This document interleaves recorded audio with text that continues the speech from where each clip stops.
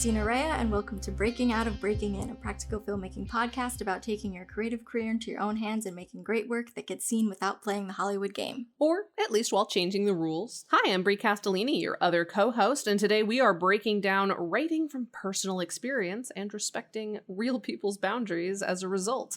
If you'd like to suggest an upcoming topic, send us a compliment, ask us a question, or otherwise get in touch, you can hit us up on Twitter or Instagram at BreakingOutPod, or via email, breakingoutofbreakingin@gmail.com. And if you want to help us break even, this is the last, I think, official week of the Breaking Even pledge drive on Patreon, patreon.com/breakingoutpod. We are hopefully very close. We're recording this pretty far in advance, but hopefully we're very close to breaking even and unlocking a full 4-hour chaos live stream for you, our lovely patrons, at the $1 a month or up prices. But as a reminder, you can always get deeper dives into every topic that we cover on this podcast, including the topic of writing from personal experience at patreon.com/breakingoutpod for just $3 a month. It goes a long way to support us and get you double, sometimes triple the content every month from this podcast. So if that's something you're interested in, please feel free to get involved. Patreon.com/breakingoutpod. We would love to have you. But now let's talk about personal experience and writing from it with our lovely guest, Kelsey. Kelsey Rauber, please introduce yourself. You've heard from her before, but she didn't really get to introduce herself that time. So Kelsey, who are you? What do you do? What's your deal? Hello. Thank you so much for having me. I'm Kelsey Rauber. I am a creative director by day and a screenwriter whenever I'm not a creative director, pretty much. I work with Christina Rea. We co-own Congested Cat, and I've written one feature that we made in 2017 called About a Donkey. We made a web series called Kelsey before that. And yeah, I've written a couple of shorts since and a couple of features in the making. Yeah, and Kelsey is also married to a fellow friend of the pod, Danny, from episode 4, Representation Matters. So connections. We're really creating a podcast cinematic universe here. Yeah. Amazing. Kelsey also does our theme music. That's true. That's probably where you've heard her name before. So I know a lot of people struggle with the saying, write what you know, and how do you actually translate that, and what does that really mean, and how do you then respect the people in your life and their privacy when you're writing what you know. And Kelsey is someone who, we had a web series called Kelsey, so it felt like you, Kelsey, would be the right guest to talk about finding that balance and how you navigate that as someone who does write from personal experience at least a decent amount of time. Yeah. Before coming on this podcast, I thought about, obviously, the theme a lot. And before I got into screenwriting, I was writing songs. And one thing that I feel like they both have in common, that it took me a really long time to realize just how much power you have when you have a creative outlet where people feel like it's about them. I had multiple people, and this is so pathetic to me, actually, but treat me kind of poorly in a relationship and then tell me, oh, you could write a song about this, or, oh, you can write about this. They were doing me a favor by giving me some kind of content to write about. It was I don't know. Yeah, that was ridiculous. But it also kind of shows the power that you have when you make things that other people have access to. And it's interesting because I never start writing by being oh, this is what happened to me. I start with an idea. It usually is an incident that has happened to me, but everything around it is more fun for me if I create a world that is slightly similar to what the real world is, but it's not fun for me to write what happened. It's fun for me to have control of these characters. And I mean, especially with About a Donkey, it had a lot of elements from my family, but the roles within the family, that was not true to my life necessarily. But I do think my family, especially my parents, were kind of oh, is this what she thinks of us? Where it's really, this is not you at all. Like, look at this person. This is a combination of a bunch of people that I know. And I do think at the core, they're all kind of me. So like, if anything, I'm pointing out my own flaws through these characters that look similar to people that I know. But I've never written about someone so clearly, someone I know, like about someone that I know, that I would have been worried about it. I will say, is that a conscious choice or? Yes. So okay. I am currently working. I mean, it's been on a hiatus for a while because I needed to step away, but I was working with the next coworker of mine on a script that's a feature about the chaos of our workplace. And it just got a little, I was still working at the company and she had left. And she kept bringing up real names and real situations. And she's like, we should build this in. And I'm just like, I still work there. And like, this actually happened. I don't feel comfortable writing this close to like reality, even though it is ridiculous. It is stupid. But like, you have to dress it up in a way that even if that person watched it, they'd be like, oh, that's kind of funny. That's kind of ridiculous. And not be like, hey, I would do that. I would do that again, like at that, what are you trying to say? Mm-hmm. So So what are your tactics, Kelsey? I'm curious because like this is something I've struggled with a lot, more so when I was a prose writer, but it's starting to be a thing in screenwriting. But like, so when you're coming from an incident, so let's just say there is a breakup and you want to write about like the kind of breakup that it was because it was inspiring to you. Like, how do you start to parcel out, people's real identifiers and like quirks that made the situation what it was without just making like, okay, so this is clearly my ex, this is clearly their best friend. Like how are you assigning traits and assigning reality so that it isn't just a one-to-one comparison? Well, I will say, I think it depends on how close you are to the incident. If you're still very, very hurting, I don't think it's going to be easy to not write exactly what happened. So I think you have to kind of give it time to also know what can be said in a way that won't be too vulnerable to anyone involved. But I think one thing that I do, if I feel like I can't do that in the moment, I'm like, okay, I need to write about this. I'll actually decide who I think would be great in the role and think, okay, if this actress took on this role, how would I write this character for this specific actress? And I think that way the event will still be true, but at least the words or the delivery will be with the actor in mind and not the person. So there's already an inherent level of separation, right? Because you're not writing for the person who this happened to. You're writing for the person who's performing the emotions of what happened. Yeah. That's I feel really like interesting. That works for me. Do you do like actors that you actually know and work with? Or like if Olivia Wilde was playing this character? Yeah, it's rarely actors that I know. I was like, shooting for the moon. Okay. And to get back that cast from 2001, Charlie's Angels, and they're actually all in this.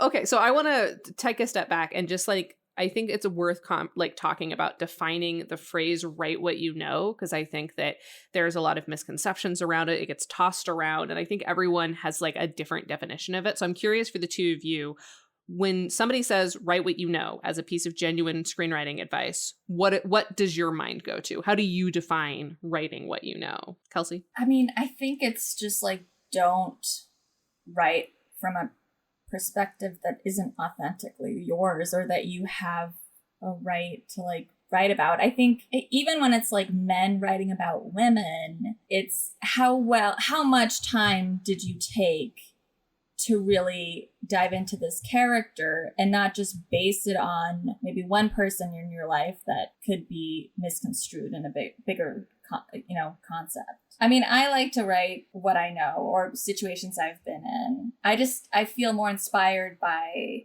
incidents, and then I like live in my head. So like, I'm like, oh my God, what if this happened? What if that happened? And then this happened. So like, I'm constantly building stories in my head, but based on an incident that I can relate to or I've been through. And then, yeah, that's just where it kind of takes me. So your jumping off point is what you know, but like the world that you build around it is entirely fictional. Right.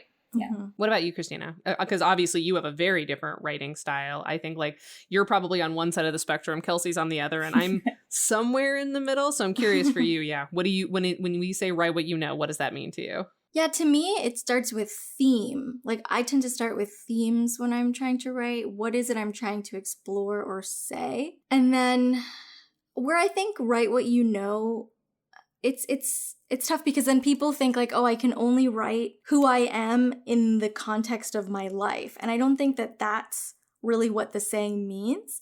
It's more, what feelings are you going through? What are the like common threads in your life that are struggles that you can sort of turn into something else? For me, I think the where it becomes an issue with representation is it's about finding a balance, because I think that people can write characters that aren't the same, like ethnicity as them or the same gender identity as them. What I think is the factor is, what are you exploring? Are you exploring what it means to be that identity? Or are you exploring a human condition, aspect of the human condition of life, and that character is written to be that identity, but could be a different identity? And what I think what you need to find balance for then is making sure that you're writing a character who authentically exists as that identity in this context, but it's not about them. Like, you could tell the story without them being this specific ethnic background, right? And so for me, it's like, when I evaluate whether or not I have the right to tell this story, it's that. It's like, could I swap who this person is and still tell the general plot of this? Then I have a right, and then I have to make sure that I'm getting authenticity in there when I choose who this person is in the circumstances. But I'm not telling a story that isn't my place. It's right. And I think because I think about that a lot from collaborating with Kelsey. I've never experienced coming out. I wouldn't ever tell a coming out story. That's not something I've had to emotionally navigate. But I can tell a story about falling in love. I can tell a story about, introducing a partner to your family, So there's nuance at play there, where it's finding the broader themes and bringing in the emotions you've genuinely experienced, maybe the situations you've genuinely experienced, but heightening them, adding a supernatural context, or, that's what I like to do a lot, but it's finding your own style and your own experiences within something that isn't just being a filmmaker or being a writer, because that's boring, generally only other artists are going to identify with that then, and that's not most people, right? Yeah, and I think that that's a good introduction to what I see as the very binary way that people tend to think about write what you know. On, I think the far, let's say, right side, this is not applicable to political ideology. A spectrum has a right and left side. So on the far right side of people who argue about and have discourse about write what you know, I feel like there is the camp on that side that is, you must only write from your own literal lived experiences for characters of your own literal lived experiences, and to do anything else is harmful, and you must be willing to immediately be completely transparent about your identity and lived experiences as an actual person beyond your writing. Oh, you're writing a trans character? You better be trans. I was prepping this episode notes for myself when the fallout of I Identify as an Attack Helicopter came out, and Emily Vanderwerf wrote a really great piece and interviewed the author behind that. Are either of you familiar with this, what happened? No. So the phrase I identify as an attack helicopter, or it might be I sexually identify as an attack helicopter, I don't know, is a transphobic meme that TERFs and transphobic people will use as a weapon against trans people, saying, oh, you identify as a woman now? Well, I identify as an attack helicopter. And a couple of months ago, maybe even a year ago now at this point, somebody wrote a story with that title, but it was an exploration of it. So it was almost like an irony thing where, you know, I can write a story called I Hate Women. And like the story is about unpacking like that and like exploring it. And so it was like this very apparently very cool sci-fi concept. It was written by a trans woman, but before she identified herself as such, she was just an author. And it turned out it was a pen name for someone who hadn't transitioned yet in their life, socially or otherwise. And this was kind of their first foray into fiction writing and into publishing. So it was just like her name and like her age or something, like her bio for the story. And at first, the story was well received. You know, it was nuanced, it was interesting, it was in a well-respected scientific journal, or science fiction journal, scientific journal for this sci-fi story. Anyways, but then people started to get suspicious because the author hadn't been identified one way or the other. Like, is this author trans? Is this even really a woman?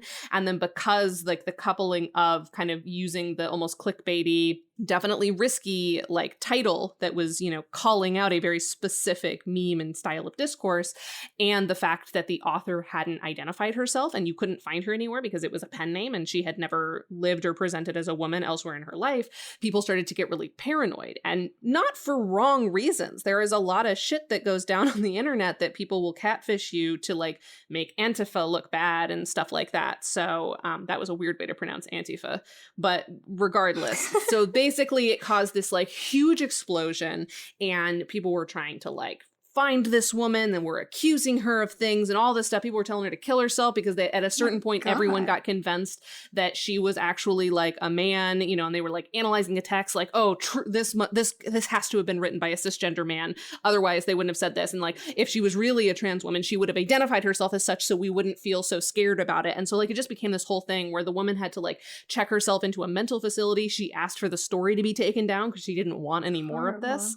And and even like in this article that Emily Vanderwerf eventually was the first woman that got to like interview this woman after the fact, not identifying her, obviously, the woman has chosen not to continue transitioning because the way that people reacted made it, she was like, they found me out. I must not be a real woman, so I just won't be. And it was this really interesting thing, like anthropologically, where like even the woman, the author, like understood where people's fears were coming from, and they were her own fears. And because there is such an unnuanced way that people often approach writing and storytelling on the internet, that is, you either tell me your whole backstory so I can trust you that you can write this story, or you're some kind of interloper, and there's no in-between phase. And it can create real harm. And it's not that these people are coming from a bad place. They are scared. They have been hurt before, but also they perpetuate more hurt by not having a nuanced understanding of what write what you know means. And I do not think, and this is a thing that's happened many times now,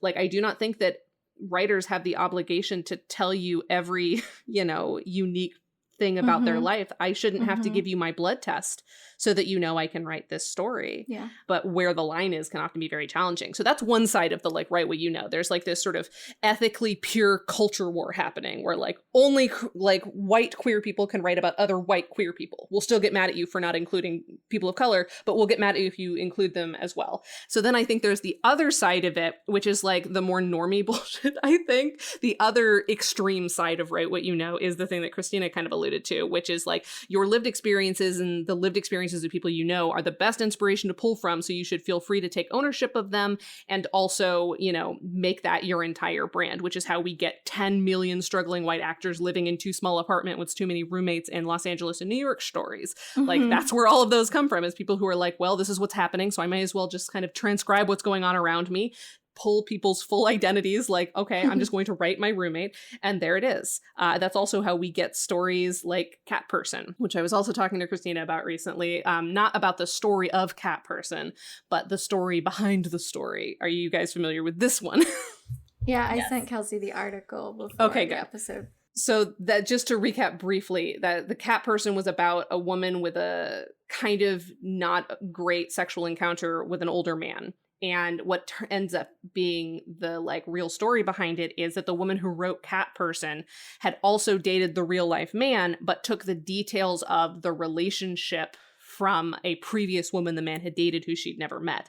And the woman who Cat Person was based on, like the younger woman, worked at a theater, stuff like that, like eventually discovered that this was actually based on her real life, even though she'd never met the author. And it created all these sort of ethical dilemmas of like, why would you take my story and write it? Why wouldn't you even reach out to me? Why wouldn't you change the details? Because like a lot of this didn't happen to me, but it was like you put me into a different world and like drew conclusions from it. And so that becomes a weird thing too, where it's like it's too similar to real life, and either there's the version of it that's just boring, yet another struggling Los Angeles actors project, or it's the like kind of unethical, like I have just taken your life and made it my story and published off of it. And so those are what I see to be like the kind of the two ends of the right way, binary that I think are both toxic and problematic in their own way. And I like the way that you two have already talked about this, of like trying to find a middle ground where you're taking inspiration from real, literal lived experiences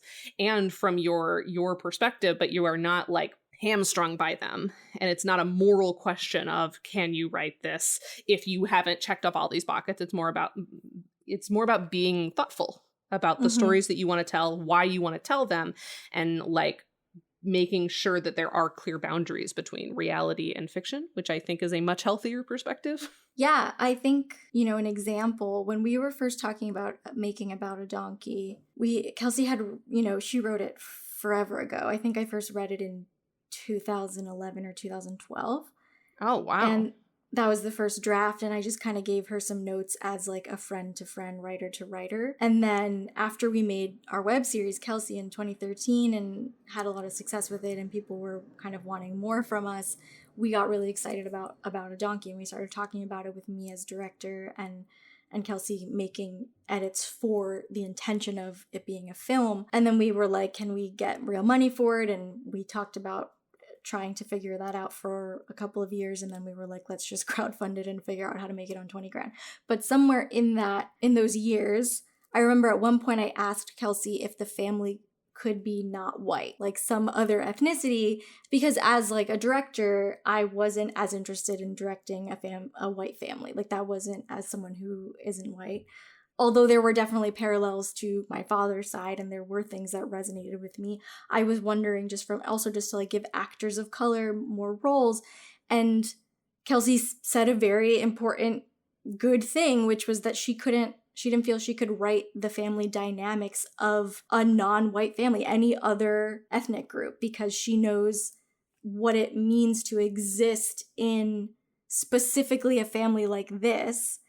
And while, she could write characters of color in general, there are nuances to being in a specific ethnic group and a family. And like, I know that as a West Indian, like my family is very different from the family in About a Donkey, right? and like the nuances of even what it means to be queer in that family versus in a white American family. And there's layers of like, this is a conservative white family, the parents anyway, in About a Donkey, and the kids are not conservative, but there's definitely like an undertone of racism that I think looks very different than even the rate. Like there's racism I see on my West Indian side of the family, even though they're all brown and some of them are black, there's still a lot of racism within that, but it's very different, and it's coming from a different place, and it's a different cultural background. And so like that was a good conversation we had, where ultimately it was like, this is a movie about a white family, and that's the point, right?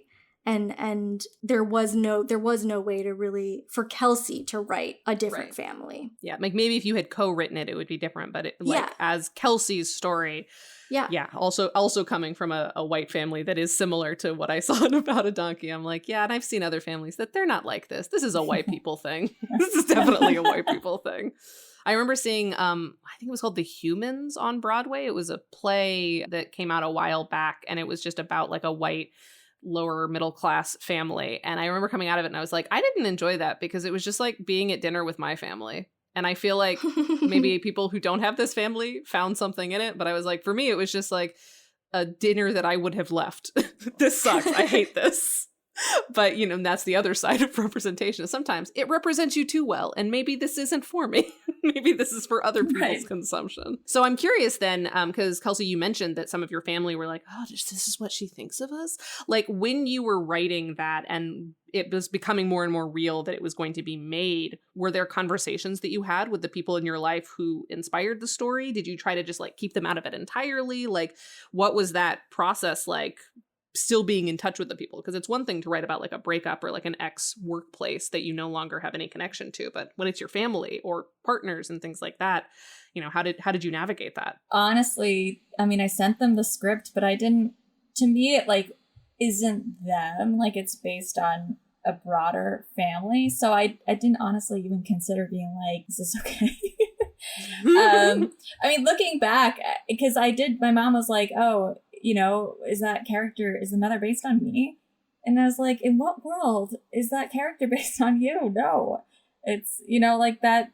No, but she did ask. I was happy that she asked because clearly it was something that was bothering her. And I'm glad we talked about it. And I think it also made me more cognizant to be like, when it feels so, because obviously like there was a gay daughter. I was like, they also have 3 kids. You don't have 3 daughters. That's, I think in the future I would be like, you know, this is, well, maybe I even wouldn't, because I also write couples and I show it to Danny and she always dislikes the character that I think is more me, like a more annoying character, because she thinks it's about her. And it's like, this is not about us. This is not us. This is a story I would like to write. And like, sure, there will be parallels, like funny things we've said in the past. I'd like to like build it in because they're funny, but like, it's tough.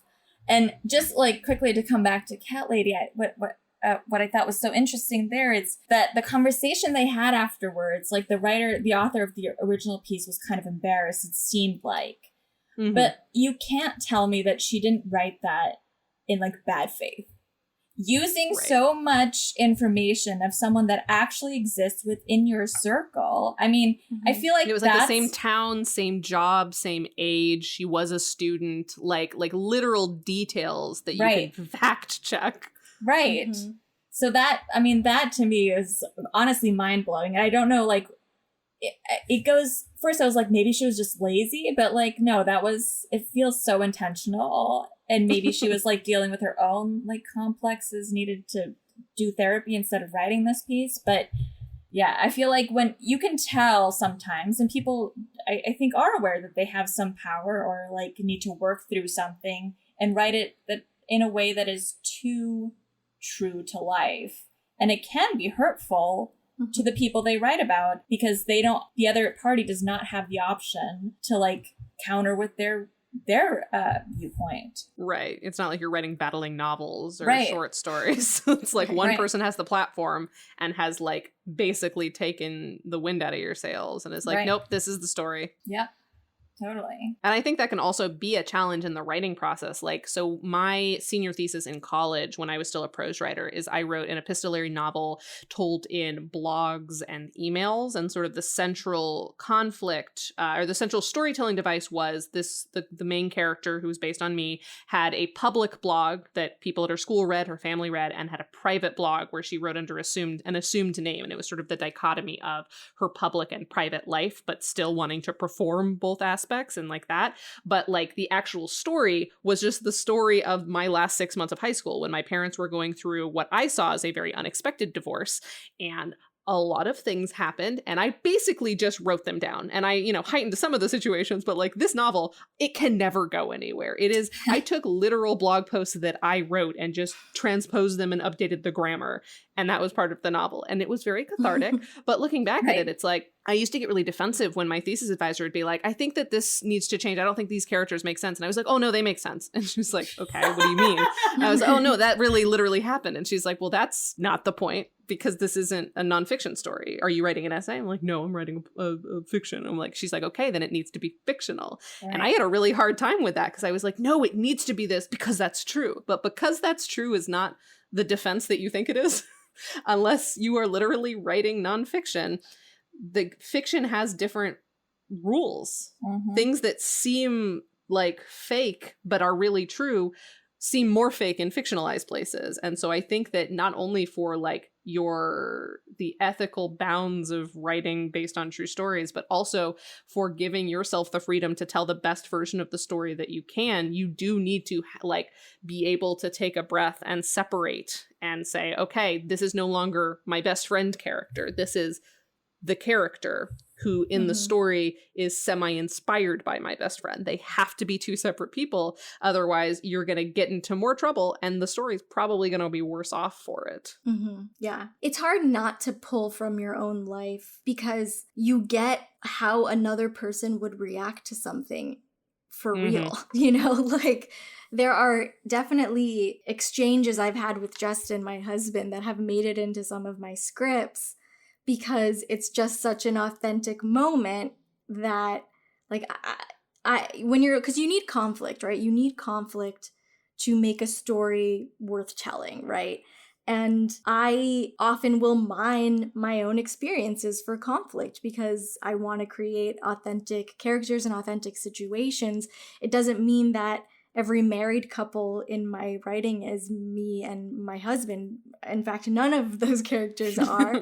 But there are definitely parallels because I'm pulling from lived experience to some degree to try and to create a fleshed out person that has a layer of conflict or just an authentic exchange of some kind. Has Justin ever been upset or like offended or like uncomfortable? I think at this point he's accepted that that everything is copy, you know, to some degree.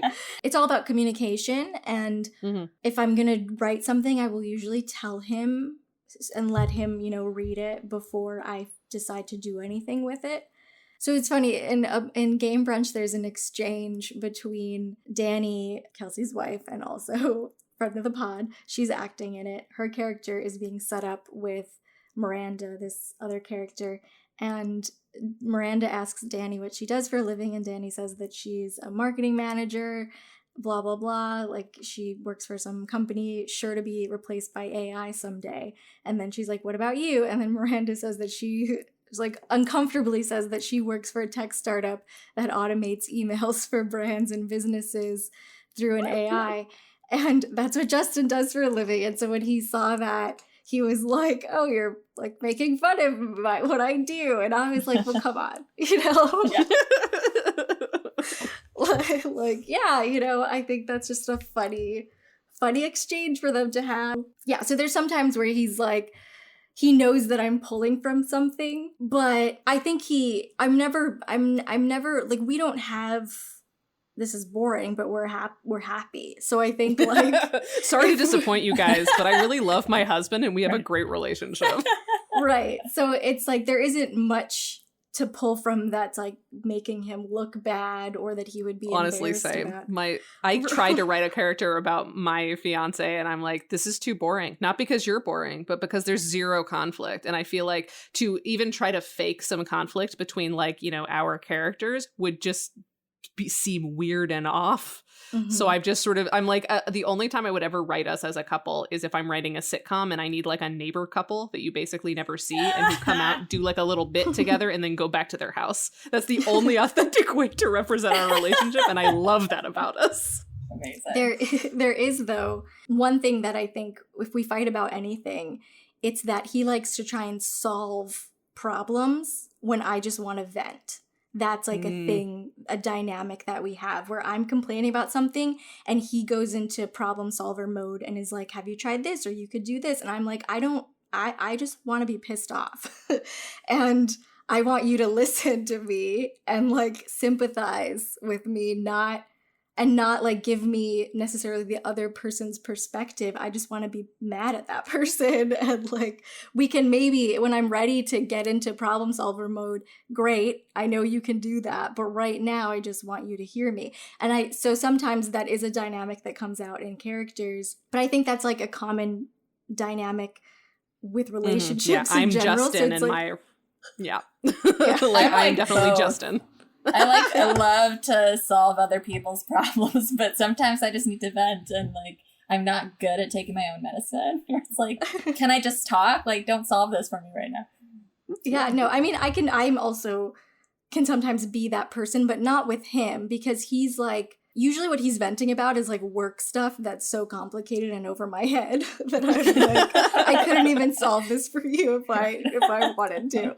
And so I'm always really good at listening in those moments. But with other people, I definitely try and solve their problems. So having this conversation really quickly, do you either of you, like, if you have a couple in your story, or even not a couple, but like a close friend group or whatever, do you ever ask your partners, like, how would these people react? Like, how would you react if like this character said this to you? Like, do you ever pull in your partners to like advise on an interpersonal thing in a script? I don't, because I feel like Justin would give me what he wants to be true and not the reality. Like we've been together for over 10 years, so I have 10 years of like little moments or disagreements to know how he would react. And for instance, like Justin would like to say that he is level-headed 100% of the time and, has like a good control of his emotions. But I know that he's terrible at multitasking. So if you ask him a question when he's in the middle of trying to solve something,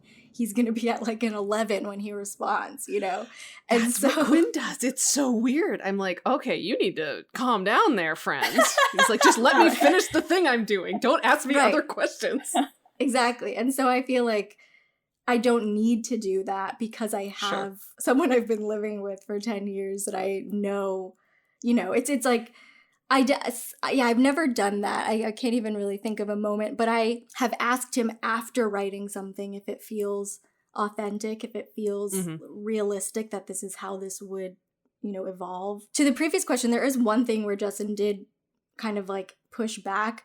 In Silent Night, the very first draft of it, which is my feature script, it's a couple in a car driving, and the woman character, I implied she was a novelist, and there was conflict about the man's mom thinking little of her for not being like able to make money and contribute equally. And it was rooted in my own insecurity about like not being able to contribute equally to the relationship, but I was bringing it out through a character that would like put literal pressure on this woman character to create tension between them. And Justin was like, if you made this and my mom watched it, she would think that that's what you think of her, and that you think she thinks this of you, that like you're not worthy and whatever. And he was like, I wouldn't be okay with that, because like his mom is so lovely and she watches literally everything I make. And so that was a thing where I needed to pull back, and like even though it wasn't even coming from really my mother-in-law, and I could say that it was coming from your own insecurities, but he was like, she would assume, and even if you said it's not, she wouldn't believe you, because like it's too similar. It's like she's also Indian American, the character, and she's a writer. And so it's like, even though the male character is not like Justin at all, because the situation that inspired it is something that happened to me and Justin, I wrote it with a specific actor in mind to distance him, as like Kelsey does, right? And so he's very different personality-wise. She still would interpret it as a comment on her as a mother-in-law. Right. And so that was a point where I was like, okay, I hear you and you're right. And I went back with that in mind and tried to change it and pull back. That's really interesting. Yeah, I mean, I can't remember. Maybe I did ask. I feel like one of our couple friends did something that I thought was kind of silly. And I was like, what would you think if I just like bought another dog or something like that? But I feel like every time the answer is always like, why? Because she always thinks I'm like this close to doing it, or I've already done it. And I was like, no, just curious. But what I feel like now when I write, when I wrote about a donkey, I also wasn't living at home. I was like, I'd been living in the US for 2 years. And I feel like there was enough distance, even like a physical distance, that I could write in a way that no one would feel like it was about them. So, because to me, it really wasn't about any specific person. But now when I write couples, especially if it's a lesbian couple, Danny is the first person I show it to. I mean, sometimes if Danny doesn't read it, then Christina's the first person who reads it. But I do feel like I have, because we live together and like we are one, we are one almost, like that it feels like, I do feel like it's only fair if she sees what I write, even if it's not about us, because to me it's never about us, but there's going to be parallels.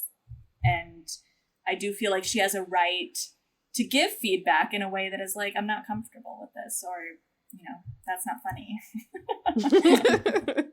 Yeah, I think that's important to, like, if you are writing about people that you love, or writing that might seem like it's about people that you love, you do have to be open to the feedback of like, I know what you're trying to do. This is how it's coming across, and it's like when we talk about, pitching and things like that, it's not about you being right in the way that you describe things. It's about, if you are trying to make somebody feel comfortable or convince somebody of something and that's not happening, then you're not right. Even if you think that you've described it in a perfect way, even if, obviously this isn't me and Justin, and so it can't be his mother-in-law, like, just because it's quote unquote obvious doesn't mean that it feels emotionally obvious. And the literal and emotional obviousness of parallels is something that sometimes people get caught in and try to like use as a shield. Yeah.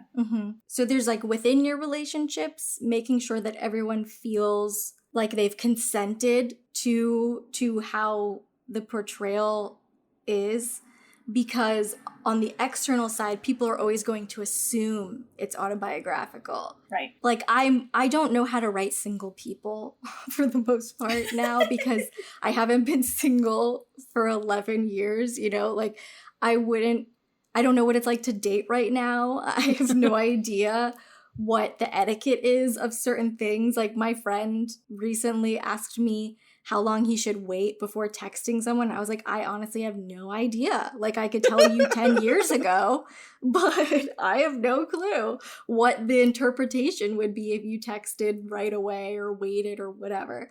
So of course I could do research. I could talk to people who are single and write a character. But generally when I'm pulling from my own life, I write couples because that's what I know.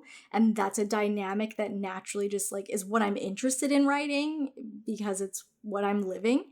And so anytime I make a thing with a couple, I know that most people are going to assume it's based on my relationship, even if it's so not. And so even if I'm writing something that is not at all like Justin, I will run it by him if it could be interpreted in a negative way at all, just so that he is comfortable, because there will be the assumption that it's based on him from other people, at least somewhat. And that's especially if the character like is ethnically similar to either of us, right, in terms of the casting. And so those are that's just something I try to be conscious of. Yeah, that, what's funny is that I almost never write couples because I find them boring. And so because I've been with Quinn for almost 9 years, so like it's not a dissimilar thing. I don't super remember what it's like being single, but I also think that I maybe do a little bit more because we're very like solitary people and like we love being together, but like oftentimes for us what together means is that we're in the same room doing different things. And that's great. And it means that I can turn to him and like make some color commentary or whatever, or he can send me a meme or something. But like a lot of times we are very singular.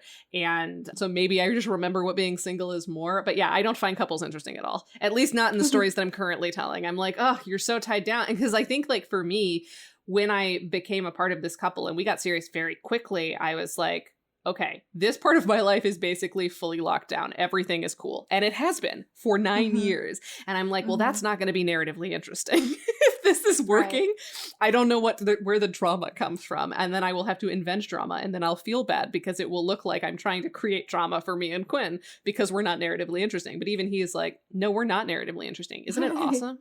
Yes, it is. But it's funny because one of the pilots that I'm working on right now is based on my best friend from childhood and we're very different people. We've also never fought. Like we had periods in our lives where we didn't talk as much just because like we were both had our own lives going on because we were like truly so different. Like she's, we're both politically similar, but she is Mormon and is married and has a kid now and lives in Utah. And I'm me with stupid colored hair living in New York City and I'm in sin and all this sort of stuff. But like, that's never been a problem for us. But when writing about characters that are us, the drama is going to naturally come from the things that make us different that for our real lives wouldn't be an issue. But for, the fictional versions do need to have something. And I was writing this pilot and I sent it to her and I was like, so I'm having a hard time because I know our characters need to fight, but we don't fight. What should we be fighting about? And I just straight up asked her. I was like, listen, this is what I'm doing. I think it's going to be really cool. And she's like, oh, I love this idea. This is so fun. And the first thing she did, she's like, well, you should pull more from who I am. And I was like, what are you talking about? I am. And that's a problem because we don't fight. And she's like, I know. But like, listen, I am, and she lists like 3 negative things about herself. She's like, I bet that if we were living in the same place and had to work together, that would suck for you. So use that. She was like, use the bad things about me to tell this story. And I was like, I feel very weird about this, but I guess I'm glad you're bringing it up. And so that was kind of lovely to be able to just like have this conversation. And I was like, oh, you're right. And here's things about me that you would hate. She's like, yeah, totally. And we could just have this very like high level, completely impersonal conversation about like, wow, if we were just a little bit different and had a little bit different circumstances, we would not get along at all. Write that version of us. And that was kind of freeing. And it made me feel a lot more comfortable about like anything I do in this story. I know she's not going to take it personally because I checked with her and she's like, you should make it more personal. And that was kind of nice. And honestly, like I had been trying to write a version of this story for years and couldn't figure it out. I think because I was insecure about like, oh no, is she going to think this is what I think about us? And now I know that's not at all what she thinks about us. And that's what's exciting. And it's almost like she's given me permission to explore and to make decisions in the story that like, might feel pointed, but aren't because I really genuinely had an issue making them feel pointed before. And so that was a very different experience for me and has been really fun to kind of free myself of the tethers of reality and the tethers of if I have completely left reality behind, what will she interpret from that? Now I know because we had the conversation and she was very open about it. And that if she wasn't, I would have stopped and I would have had to be okay with that. I would have had to be okay with completely moving away from that concept and trying something new. I was just wondering, I think one of my goals in life is to write either a show or a feature film about a married couple that is married throughout. It's about the couple and it's like people will care. And I do find that is extremely difficult. Like I love writing like happy endings. Like I feel like maybe I'm not even that good at writing single people, but I like them to be single and like end up together. Like I love the like will they, won't they on all of the like rom-coms or shows watching like I watched growing up. But it's so true. And I have to believe there's a way to do it, but I have no, like, do you think it's possible, I guess? Can you write about a married couple that isn't Revolutionary Road? Right. Yeah. Right. Well, that's part of why I like writing couples. But I also, for instance, Silent Night that's true. is very intentionally about a married couple that is happy and they have like their own aspects in which they're unsatisfied, like career-wise, they're not where they want to be, but the reason why they survive this horror movie is because they have a healthy relationship where they work together and they save each other throughout and they sort of don't play into tropes and expectations. But one of the feedback I keep getting when I show it to people is that there isn't enough conflict between them in the beginning for them to overcome at the end. And I'm like, that's the point because the conflict is external and I want to show a happy couple. And I'm tired of seeing couples who like, it's always a metaphor for their unhappy marriage. Like that's whenever there's a couple, they're unhappy or one of them has cheated or, something that is just so not my experience. And I think they're really interesting and fun. I think it's a fun movie and that's what it's supposed to be. And they're married and they're happily married. And I think that it's just interesting that I get that feedback from people that they want this like conflict where it's like, oh, she wants kids and he doesn't, or he wants kids and she doesn't.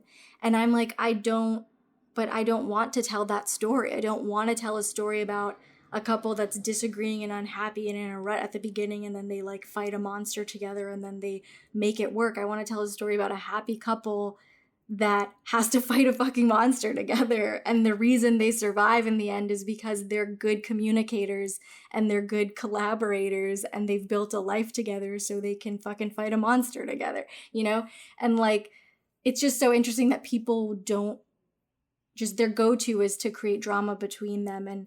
And yeah, like that is a frustration I have on TV where just every couple, someone cheats. Like you get to season 3 and you're out of ideas for them, so someone has to be unfaithful in a monogamous relationship. Emotionally just, or otherwise. Yeah. And it's just like, can't we mine drama from somewhere else? Like they're individual people who have their own things going on beyond each other, and you can find drama for either of them together that isn't about one of them being a disloyal or unfaithful or just a poor partner in life, you know? Right. Yeah, I also hate when like conflict in TV for couples especially, we're very off topic, but I do think it's an interesting concept. But like is when like conflicts with couples, especially like long-term couples, come from like not communicating well. And it's like, how did you stay married for 10 years? Yes. And now you start keeping secrets? Like nothing about your relationship before that makes that make sense. Like that, you know, there's no catharsis. There's no seed of a moment where they stop trusting each other. It's like everything is fine. And then they're like, yeah, season 3, they run out of ideas. I guess I'll have an emotional affair with my work wife. And it's like, where did that come from? Yeah. It sounds like you're actually not in a good relationship. I also think like Christina, to your thing about Silent Night and like, you know, their superpower as a couple is that they're a great couple, is that like, I do find it very frustrating when like there is a couple that is having trouble and then an external supernatural monster forces them to work together. And it's like, what about next time you are in trouble? Like, do you have to go monster hunting every time you're having marital problems? Like, that's so sad. That's not a happy ending that you're good together at the end. That's so scary. Like you shouldn't need an external force. And it's similar to like the rom-com trope of like the grand gesture, you know, that one of them has to make a grand gesture in order for them, who clearly had like a terrible relationship up to that point, to realize like, no, we're meant to be together. You know, the Notebook style of nonsense. It's like, are you really happy? This seems really bad. Sure, they did one nice thing because they listened to you once. That's not what a relationship is. And I think that us hanging so many expectations of like what it means to be married or in a long-term relationship on these big tentpole things and ignoring the sort of quieter moments is maybe a reason why all 3 of us should be writing more about couples. You know, we're seemingly in very healthy relationships, and maybe that's something that we should be mining more of. Like, what are the quieter disagreements? What are the quieter agreements that like maybe don't seem dramatic but dramatically change the way that you exist in other parts of your life? Maybe healthy relationships are something we should be mining more. Right. I think like the short answer is yes, it's possible. Christina has done it, and let's get Silent Night made. No, but I do honestly like basic storylines without supernatural elements bore me in general. So I'm trying to think like, could I even write a show that's ongoing about a couple? Because most of that will just be them like binge watching stuff on their couch, because that's like most of being a married couple, I think, you know, in terms of a day to day. And so I feel like you totally can. It's just what is the bigger story, and what are you placing them in that where the drama isn't like, that's why I would never write a show that's just a drama. That's not my thing, because then you do have to find drama just from like the interpersonal relationships, and you run out of external things to bring in to make them interesting. And so I understand why shows do it, but I also think that there's gotta be a way. I don't know, like Friday Night Lights I think is a good show for a married couple. They definitely have some like gender norms that I don't agree with personally, but from a portrayal of like an older school couple in Texas, that's a good portrayal of a couple that I don't think either of them cheats, and they like talk about their shit, and they have real problems, and they come together at the end of the day, and they each make sacrifices for each other, and it does have like a nice gender sort of reversal in its finale for them. I think that's like really the only married couple I've seen in a drama where I felt like that was a good portrayal of marriage that didn't pull in drama just because, and sort of stayed authentic to who they are as people and what their relationship was originally presented as. Right. Well, the conflicts seem rooted in reality, and it makes sense because like even in our good relationships, we've talked even in our like creative partnerships episode two episodes ago, we were all talking about like the differences in the way that all of us approach work and like how that's often complementary, but how it can often cause conflict. And it's not that you stop respecting someone or loving someone because they react differently from you. Like that's just something you have to work through. And so instead of it being, I'm just going to go cheat on you and that's where all the drama is going to come from, I think the drama can come from people having two very different ways of solving problems. And when an external force, whether it's a person or a supernatural element or whatever, is introduced, the different ways that they react to it can cause conflict. It doesn't change the reality of their relationship. It actually like builds from that reality. And then they have to find new ways through with this, new external thing. We're now just like doing a writer's room about how to write couples. Yes. Sorry. That was my... No, I think it's interesting. I love having conversations like this. And I don't have a lot of friends in serious relationships, so this is lovely. Right, and there's just so many shows about dating, and like some of them are really fun and charming, but some of them are so repetitive, and it's like, well, what happens after you decide to be together? Like that, I think, is so much more interesting to me, is now trying to blend your life with someone after you've fallen in love, because like rom-coms end with a big grand gesture and now they're a couple and that's like happily ever after, and that's not reality, right? That's like the real story starts after that. And people do have such a hard time. I don't know, I think part of it is like just as a culture we present marriage and a relationship as aspirational, like something you achieve, and obviously like the divorce rate is terrible, and I think it's partly because people get married for the wrong reason, because they decide to be with someone because of what they think that happily ever after is and the things that excite them in the beginning, and not about what Chris was saying in that partnership episode, where it's like your values, the foundational stuff needs to be there for a long-term relationship. And so I don't know, like for me, I met Justin pretty young, and I didn't plan for it to be like, I was never someone who was thinking about a wedding or a celebration of achieving marriage. That was never my mindset. And so I don't find the pursuit of that interesting.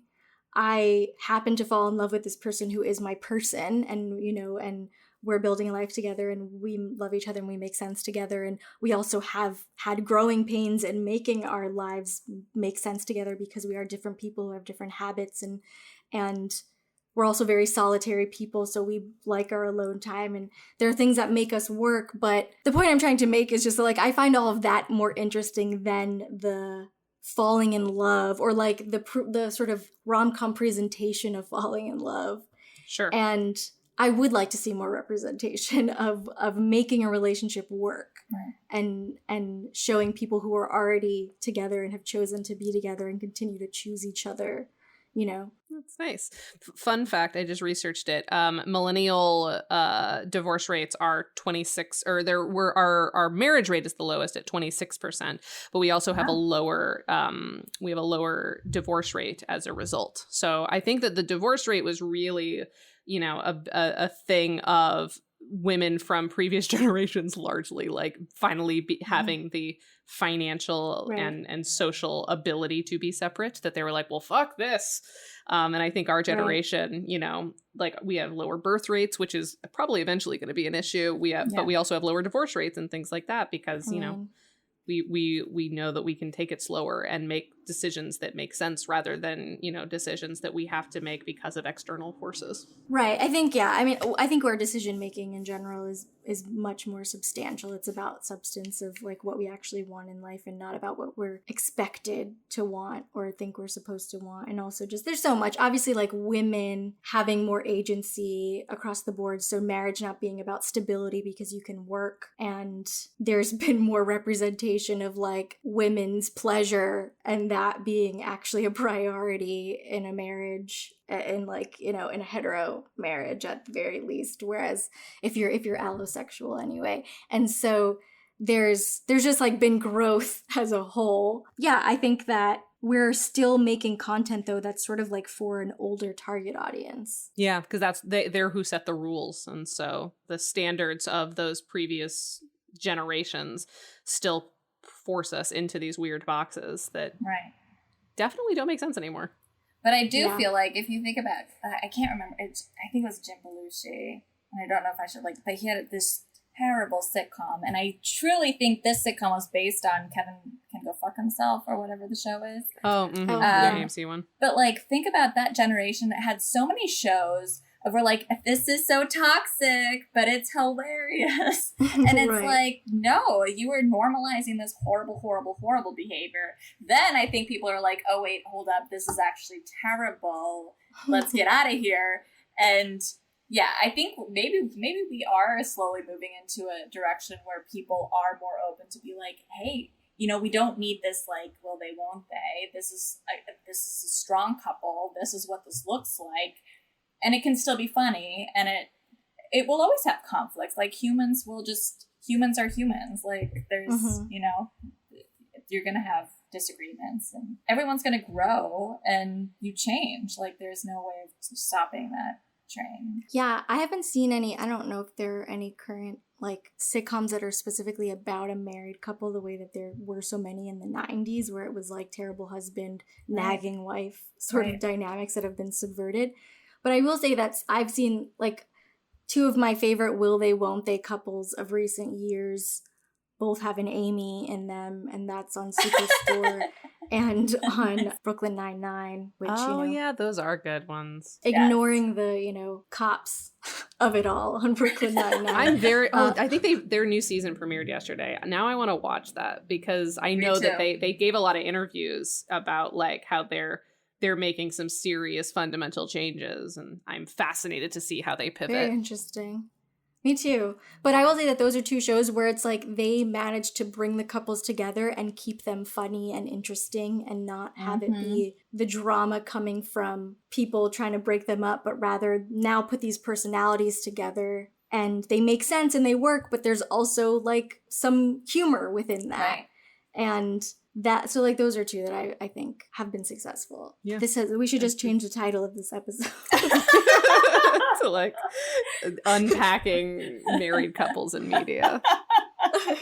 You know what's funny though is like when I first started dating Quinn, I spent like the first 6 months like in a mostly blind panic because like things were going really well, but like based on media representation, I thought that like the secret to like being a healthy couple is to be able to fight but then make up afterwards, and it was about like, the makeup and not the preventative measures of not fighting. I'd never seen the representation for what a genuinely healthy relationship looked like that wasn't built on some sort of drama. It's because we're all conditioned. Yeah, we're conditioned through media to see like these toxic relationships as aspirational. And it's like, no, that's not healthy.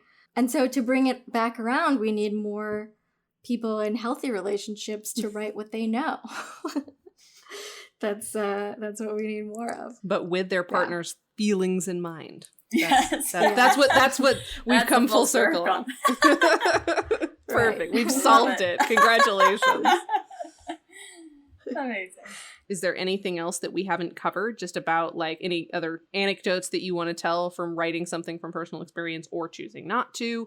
Any other advice we'd give people who are trying to figure out like, I want to tell a story about this thing. What angle should I come to it at? Like any thoughts overall? I feel like, again, I mean, it depends on what you're writing for. I also feel like I sometimes write for like therapy, for me to like process what has happened. And I think your first draft can be fully with you in mind, but then like as you are like feeling more comfortable about whatever you've written, like consider everyone that is included in your script who might feel too seen or too similar to their actual personality. I mean, it always comes back to communications, right? I feel like that's really the key. And sometimes, something is just to get it out. Like you've written it to get it out and process it, but that doesn't mean it needs to be more than that. Mm-hmm.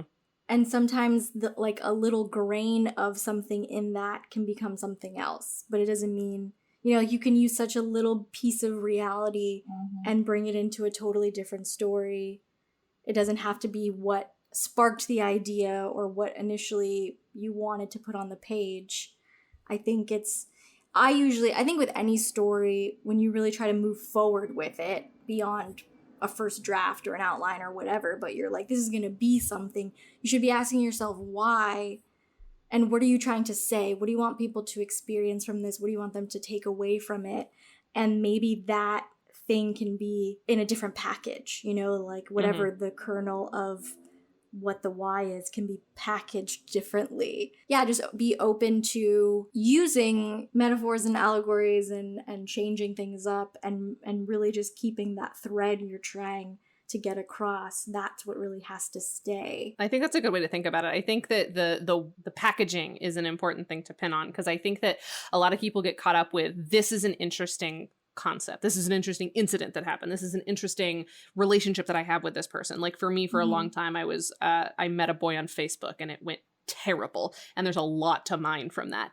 But instead of thinking so much about like that situation was really interesting, what question I should be asking myself if I do ever want to explore that in a way that won't just get me sued is, why is it interesting? What is interesting about it? Like, it can't just be, you met a person on Facebook and it went bad. Here's all the ways it went bad. It's, what does this say about modern relationships? What does this say about the way that the internet can like connect us and isolate us at the same time? Like, maybe that is more the story I want to tell. And so instead of it being, well, I just need to write down this version of events because I think that it was an interesting story. If you're not doing an essay, you're telling a story, figure out what about that story is really what speaks to you. Maybe it's just the emotional core of feeling like, you know, something for the first time in your life, and that's what you center it around. And then it doesn't need to have the casing that it came in your actual life, and it can still be true and based on personal experience, but the packaging, like Christina said, is totally different, and oftentimes that'll help you break away from the defensiveness of that's really what happened,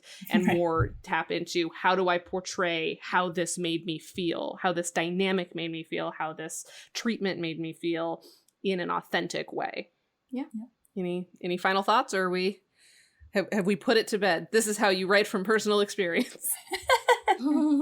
Have we done it? Have we succeeded?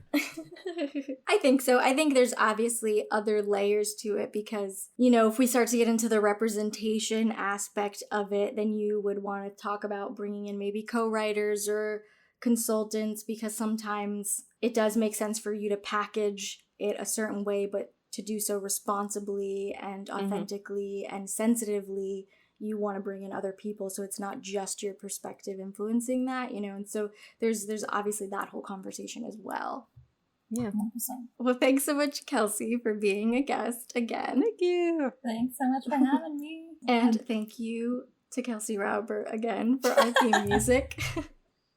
And to Kaylee Brown for our podcast art, Ezra Lee for editing this episode, and to all of you for listening. Links to learn more about them are in our episode description. And thank you to our Booby VIPs, Shannon Sprengler, Jules Piggott, Rain Bernal, Kelsey Rauber, Jerry Maravilla, Norman Steinberg, Amanda Blunt, Anthony Epp, Kim Garland, and Shayna Rose Woolley. If you would like a name shout out at the end of every episode, please feel free to subscribe at patreon.com/breakingoutpod. It is the final week of our Breaking Even pledge drive, and we are so close to breaking even and being able to be at net neutral for what it costs to make this podcast for you, so that we can do bigger, better, more interesting things in the future. So if you want to join us there to support us and to get yourself some bonus goodies, including a bunch of great additional content to help you navigate telling personal stories better, sign up. Patreon.com/breakingoutpod. There's a bunch of great resources there, and we would love to have you. Also, if you haven't already, please rate us 5 stars on your favorite podcast app and write a review. Written reviews actually make a huge difference, and we love reading them. So for everyone who's already done that, thank you so much. And for everyone who is about to do that, thank you in the future. Next episode, we will be covering pre-production and all that entails, and how the length of the project influences the shape of its preparation. So be sure to tune in then.